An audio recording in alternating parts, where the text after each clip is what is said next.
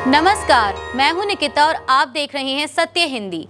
एक नजर डालते हैं अब तक की सुर्खियों पर। बिहार में चल रहे मतदाता गहन पुनरीक्षण पर रोक लगाने की मांग को लेकर आज महागठबंधन ने प्रदेश में बंद का ऐलान किया है। इस बिहार बंद में आरजेडी, कांग्रेस, वाम दल और वीआईपी पार्टी सहित महागठबंधन के सभी घटक दल शामिल हैं।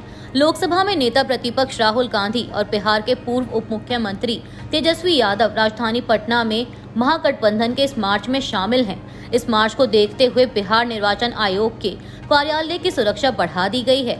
महागठबंधन ने इस पुनरीक्षण को बिहार चुनाव के बाद कराने की मांग की है। कांग्रेस नेता कन्हैया कुमार ने कहा कि लोकतंत्र की रक्षा के लिए हम सड़क पर उतरे हैं, क्योंकि कहा जाता है कि सड़कें सूनी हो जाएं तो संसद आवारा हो जाती है, इसीलिए सड़क पर उतरना जरूरी है। बिहार बंद पर कांग्रेस सांसद राहुल गांधी ने लोगों को संबोधित करते हुए कहा कि मुख्य चुनाव आयुक्त भाजपा और आरएसएस की तरह बात करते हैं। सुनिए राहुल गांधी ने आगे क्या कहा। हमारे लोग इलेक्शन कमिश्नर से जाके मिले, मैं नहीं था मगर सारे नेता गए और मैंने इनसे पूछा आपको क्या लगा, और सारे के सारे ने कहा कि इलेक्शन कमिश्नर बीजेपी और आरएसएस जैसे बात कर रहे हैं। वो भूल गए हैं कि वो किसी राजनीतिक पार्टी के नहीं है, वो हिंदुस्तान के इलेक्शन कमिश्नर है और उनका काम इस संविधान की रक्षा करने का है। और मैं यहां से क्लियर मैसेज देना चाहता हूं, आपको जो करना है करिए, मगर बाद में कानून आप पर लागू होगा। भूलिए मत, आप कितने भी बड़े हो, कहीं भी बैठे हो, कानून आपको नहीं छोड़ेगा, मैं आपको गारंटी दे रहा हूं। बिहार बंद पर कांग्रेस सांसद राहुल गांधी ने आगे कहा कि मतदाता सूची पुनरीक्षण गरीबों का वोट छीनने का तरीका है। राहुल गांधी ने कहा कि जिस तरह से महाराष्ट्र का चुनाव चोरी किया गया था, उसी तरह से बिहार में चुनाव चोरी करने की कोशिश हो रही है। सुनिए राहुल गांधी ने क्या कहा।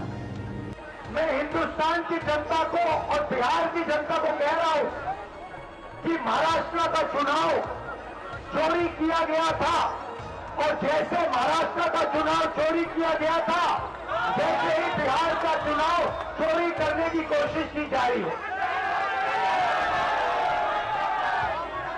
देखिए, उन्हें पता लग गया कि हमने महाराष्ट्र मॉडल समझ लिया है, इसीलिए वो हम नया बिहार मॉडल लाए हैं। और मैं आपको साफ बताना चाहता हूं, ये गरीबों का वोट छीनने का तरीका है। भाजपा सांसद रविशंकर प्रसाद ने एक प्रेस कॉन्फ्रेंस को संबोधित करते हुए कहा कि आज विपक्षी दलों ने मतदाता सूची के विशेष गहन पुनरीक्षण के खिलाफ बिहार बंद का आह्वान किया है। बिहार के नेता प्रतिपक्ष और आरजेडी नेता तेजस्वी यादव, कांग्रेस नेता और लोकसभा में नेता प्रतिपक्ष राहुल गांधी और विपक्षी दलों के अन्य नेता सड़कों पर उतरे हैं। मैं देश का ध्यान कुछ महत्वपूर्ण मुद्दों की ओर आकर्षित करना चाहता हूं।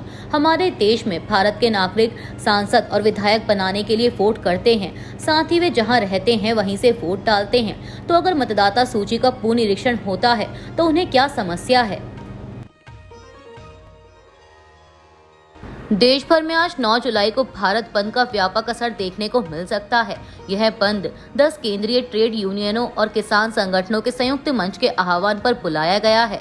प्रदर्शनकारी संगठन सरकार की उन नीतियों का विरोध कर रहे हैं जिन्हें वे मजदूर विरोधी, किसान विरोधी और कॉरपोरेट समर्थक मानते हैं। इस हड़ताल में बैंकिंग, परिवहन, डाक सेवाएं, कोयला खनन और निर्माण क्षेत्र के करीब 25 करोड़ कर्मचारी और ग्रामीण मजदूर भाग ले रहे हैं। इससे कई राज्यों में सार्वजनिक सेवाओं पर असर पड़ने की संभावना है। मीडिया रिपोर्ट्स के मुताबिक भारत बंद का असर बिजली आपूर्ति पर भी पड़ सकता है, क्योंकि बिजली क्षेत्र से जुड़े 27 लाख से अधिक कर्मचारी इस राष्ट्रव्यापी हड़ताल में शामिल होने जा रहे हैं, जिससे कई राज्यों में बिजली आपूर्ति बाधित हो सकती है।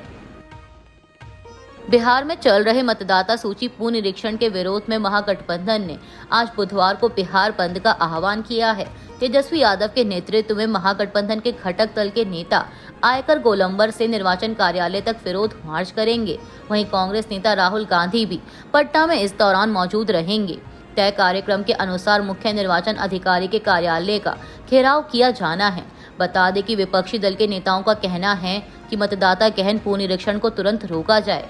उनका कहना है कि इसे विधानसभा चुनाव के बाद कराया जाए। विपक्ष ने कहा है कि वोटर लिस्ट रिवीजन में जिन 11 दस्तावेजों की मांग की जा रही है वह गरीबों के पास नहीं है और इसकी वजह से सैकड़ों मतदाताओं से उनका मताधिकार छीना जा सकता है।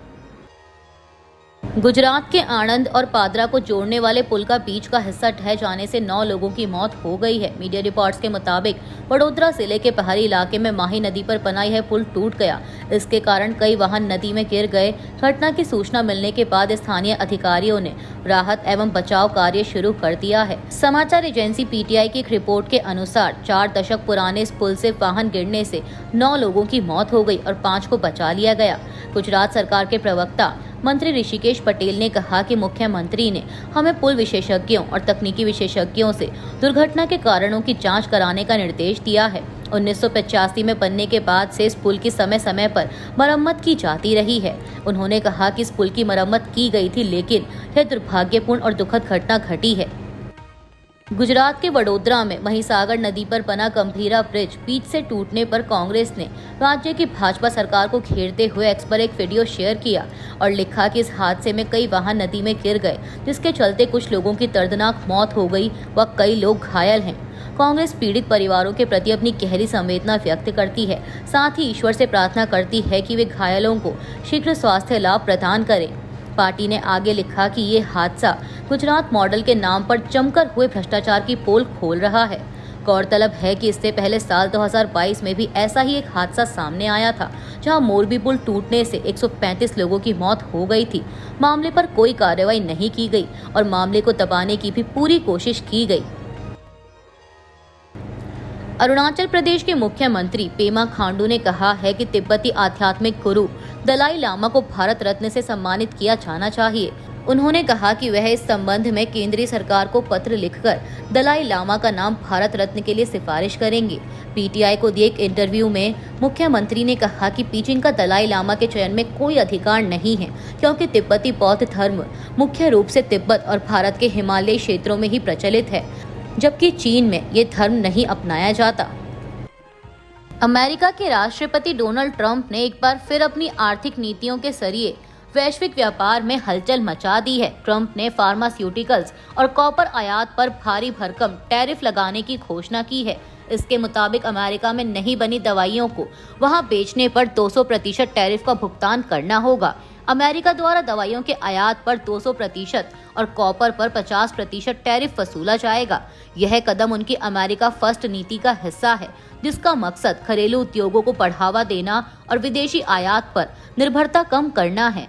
ट्रंप का कहना है कि विदेशी कंपनियां खासकर फार्मास्यूटिकल्स और खनिज क्षेत्रों में अमेरिका को लंबे समय से लूट रही हैं। इसलिए वे विदेशी दवा कंपनियां अमेरिका में अपनी उत्पादन इकाइयां स्थापित करें, जिससे स्थानीय रोजगार बढ़े और दवाओं की कीमतें नियंत्रित हों।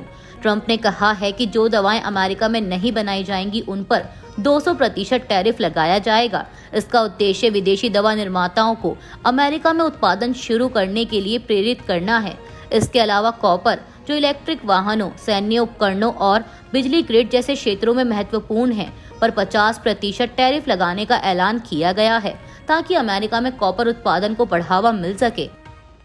अमेरिका के राष्ट्रपति डोनाल्ड ट्रंप ने अपनी कैबिनेट बैठक के बाद पत्रकारों से बात करते हुए एक बार फिर कहा है कि जो भी देश ब्रिक्स समूह में शामिल हैं, उन्हें 10% अतिरिक्त टैरिफ का भुगतान करना होगा। उन्होंने कहा कि ब्रिक्स की स्थापना ही हमारे डॉलर को नुकसान पहुंचाने के लिए की गई थी। अगर वो ये खेल खेलना चाहते हैं तो ठीक है, लेकिन मैं भी यह खेल खेल सकता हूं। बता दें कि इससे पहले राष्ट्रपति ट्रंप ने अपने ट्रूथ सोशल अकाउंट पर 7 जुलाई को पोस्ट किया था कि जो भी देश खुद को ब्रिक्स की अमेरिका विरोधी नीतियों के साथ जोड़ता है, उस पर अतिरिक्त 10% टैरिफ लगाया जाएगा। इस नीति में कोई छूट नहीं दी जाएगी। इस मामले पर ध्यान देने के लिए आपका धन्यवाद। भारत के चीफ ऑफ डिफेंस स्टाफ यानी CDS जनरल अनिल चौहान ने मंगलवार को कहा कि चीन, पाकिस्तान और बांग्लादेश का गठजोड़ भारत की स्थिरता और सुरक्षा के लिए बड़ा खतरा है। एक थिंक टैंक के कार्यक्रम में उन्होंने कहा कि चीन, पाकिस्तान और बांग्लादेश के बीच अगर किसी भी तरह का रणनीतिक सहयोग होता है तो उसका सीधा असर भारत की सुरक्षा पर पड़ेगा। जनरल चौहान ने भारत और पाकिस्तान के बीच 7 से 10 मई के सैन्य संघर्ष का जिक्र करते हुए कहा कि यह पहला उदाहरण था जब 2 परमाणु हथियार संपन्न देश सीधे तौर पर सैन्य संघर्ष में शामिल हुए। उन्होंने कहा कि भारत ने पहले ही स्पष्ट कर दिया है कि वह किसी प्रकार के परमाणु ब्लैकमेल से नहीं डरेगा। CDS ने चीन पाकिस्तान गठजोड़ का जिक्र करते हुए कहा कि पाकिस्तान ने पिछले 5 सालों में अपने 70 से 80% हथियार और उपकरण चीन से खरीदे हैं। यमन के तट के पास लाल सागर में हुए हमले में लाइबेरियाई ध्वज वाले मालवाहक जहाज इटर्निटी सी पर हमला हुआ है, जिसमें चालक दल के 2 सदस्यों की मौत हो गई। अंतर्राष्ट्रीय समुद्री संगठन में लाइबेरिया के प्रतिनिधि ने बताया कि इस जहाज पर भयंकर हमला किया गया, जिसमें 2 नाविक मारे गए। UK maritime trade operations agency ने जानकारी दी कि जहाज को छोटी नावों से दागे गए रॉकेट प्रोपेल्ड ग्रेनेडों से नुकसान पहुंचा है। हमले के बाद जहाज समुद्र में झुक गया। रॉयटर्स के अनुसार जहाज इटर्निटी सी के चालक दल में कुल 22 सदस्य हैं, जिनमें 11 फिलीपींस से और 1 रूस से है। अब तक किसी भी गुट ने इस हमले की जिम्मेदारी नहीं ली है। अभी के लिए इतना ही। बाकी की देश दुनिया की बड़ी खबरों के लिए जुड़े रहिए सत्य हिंदी के साथ।